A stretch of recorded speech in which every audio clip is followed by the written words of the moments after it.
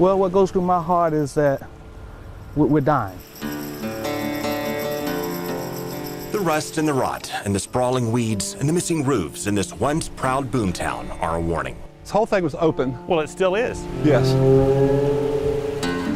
Hastings, Florida, or what's left of it, is a canary in the coal mine for small-town America. Well, this one's for rent. Yes.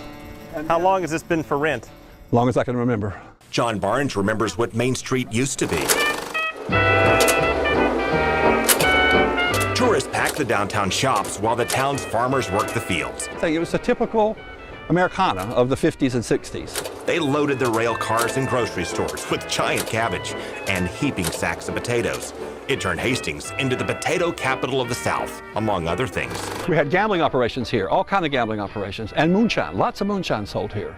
His neighbors may not have wanted him to tell that part, or the part about the truck stop that wasn't really a truck stop. And the waitresses had on evening gowns and these real dangly earrings and, you know, big bouffant hairdos back in the day, rouge on their chin, and smelling of lots of perfume. And you know, I'm 10 years old, so I'm thinking, this is the prettiest waitresses I've ever seen in a truck stop. We'll stop him there, but we'll come back to him later for his thoughts on how this town withered. Because we've been on life support for the longest. We'll start with the potatoes. Most of the money poured into keeping the crops going with cheap labor. Most of the people never had much. I didn't know that I was poor until I had graduated college and started work as a social worker and saw the poverty level and realized that I was in it. Then came the North American Free Trade Agreement. Nafta will tear down trade barriers between our three nations. Nafta flooded our supermarkets with cheap tomatoes from Mexico, so huge tomato farms in other parts of the state switched to potatoes and squeezed out the family farmers in Hastings. In the early 1970s, you had hundreds of farmers here, and now we have, you know, tens of farmers here. Meanwhile, folks say the town was already collapsing from within. The railroad was the divider of our town. On a fault line of race. All of us lived on one side of the track. All of the white people lived on the other side. As the civil rights movement took off, the politicians of yesteryear gerrymandered the town limits along the track so the African-American neighborhoods couldn't vote. We pay double the water bill than they do. So you're telling me that the people who get to cast votes get better amenities? Oh, yes. And cheaper. And guess what happened next? Dips, Yeah. potholes. Hastings Mayor Tom Ward says that goes back to long before he took office. When that line was drawn many years ago, that it segregated part of Hastings. Here's an idea. Why not just, you know, like redraw the line? Oh, I'm sure through government we could redraw the line if we felt necessary. But the voters never felt it necessary. And John Barnes said the town withered when the feds desegregated the schools. It was a white flight issue. The white people left Hastings. Because they didn't want to They didn't want to go to school with black kids. And they later decided to close the school. Kind of a big thing that home buyers look for, too. It is, absolutely. It devalues the property if you don't have it. And the kids who remained paid for it. I rode almost 2.5 hours one way to go to school. 2.5 hours one way? Yes, sir. On a bus to get to school? Yes, sir. 2.5 hours back? Yes, sir. 5 hours a day on a school bus? Yes, sir. You're practically on a bus about as much as you're in a classroom. That's right. Yes, and there were a lot of us like that. At least the ditch never floods. Yes, it does.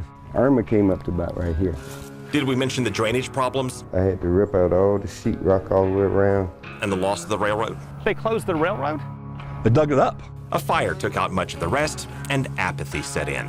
People must have said, what's the point? We lost our school, we lost all of our stores. Well, the fire did the stores, and for whatever reason, we never rebuilt. If you're wondering where the mayor is in all of this, we found him in Tampa, cleaning ditches for a living. We met him at a diner across the street. I've actually gone many years without any opposition at all. And he spends 90% of his work week out of town, fixing other people's drainage problems. How busy are you on a typical day? Town-wise, Yeah. typical day runs nice and smooth. Biggest challenge past 6 months would be? Not a real challenge. Which brings us to the vote to dissolve the town's government and start over. Yes, and that's not a bad thing. And maybe a good lesson for a divided nation. Well, I think the dissolving will play a major role in the revival. Though it's on life support, it still can have life breathe back in it. To find ways to come together and never give up. The squeaky wheel gets the water. The oil. Oil, Yeah. not water. No, You well, get the water. I get the water, apparently. They get the oil. Yes, sir.